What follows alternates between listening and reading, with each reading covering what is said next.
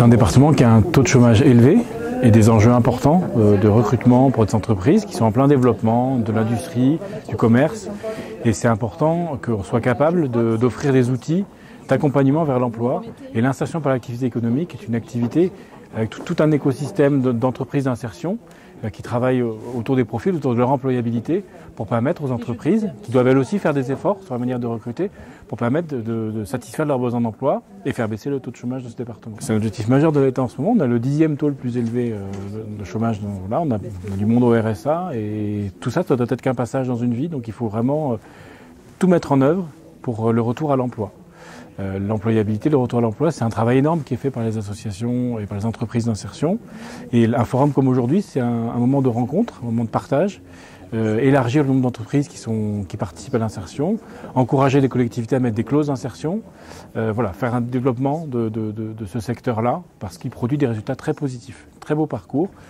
Presque 2 personnes sur 3 ont une sortie dite positive, c'est-à-dire soit trouvent un emploi, soit sont orientées vers une formation qualifiante. Donc ça, c'est quand même une très grande force. Alors c'est évidemment un monde complexe, parce que ce sont des situations humaines complexes, avec tous ces freins différents, la mobilité, la garde d'enfants, les compétences, etc.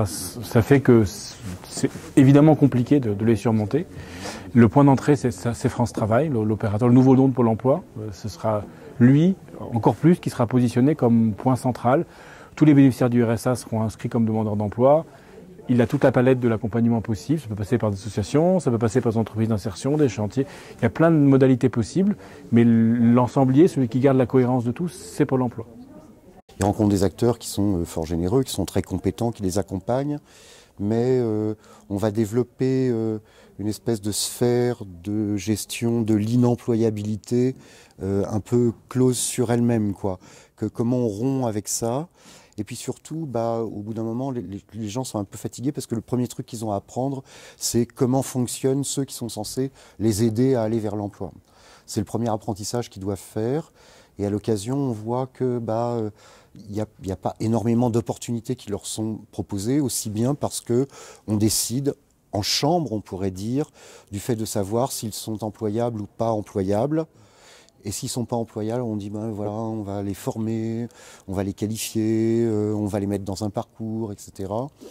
Et les occasions de pouvoir rencontrer, si je puis dire, un employeur potentiel dans certains parcours d'insertion s'éloignent. Et donc il faut rompre avec ces mécanismes-là, qui sont des mécanismes de disqualification à lesquels tout le monde s'épuise, y compris d'ailleurs les gens qui accompagnent les personnes en insertion, et imaginer d'autres façons de rencontrer des employeurs potentiels sur un territoire. Ce qui nous permet d'espérer une croissance potentiellement plus forte, c'est le fait de développer les taux d'activité, les taux d'emploi des gens présents sur le marché du travail, à commencer par ceux qui peuvent être en difficulté, donc les primo-arrivants, jeunes et surtout jeunes sans qualification arrivés sur le marché du travail pour lesquels les taux de chômage sont assez importants, et puis les salariés âgés, les seniors, dont on voit bien quel type d'incitation adresser aux acteurs de l'économie pour que à un moment donné, on arrête de les mettre dehors, quoi. Donc voilà, le gouvernement aujourd'hui cherche des solutions. Mais je le répète, c'est lié aussi à un pari macroéconomique et à des engagements internationaux de la plupart des États membres de l'Union européenne. Donc la France là n'a pas une position originale là-dessus, quoi. Ce calcul là, il est fait pour soutenir la croissance aussi bien. Il y a des méthodes nouvelles qu'on essaye parce que la distance à l'emploi, c'est parfois un profil, un parcours de vie avec des accidents de vie. C'est aussi des choses liées à la ruralité, le fait pas avoir de moyens de transport, le problème de garde d'enfants. C'est très multifactoriel. Pour réussir, il faut mobiliser les employeurs. Il faut un sas parfois entre l'entreprise et la situation de la personne.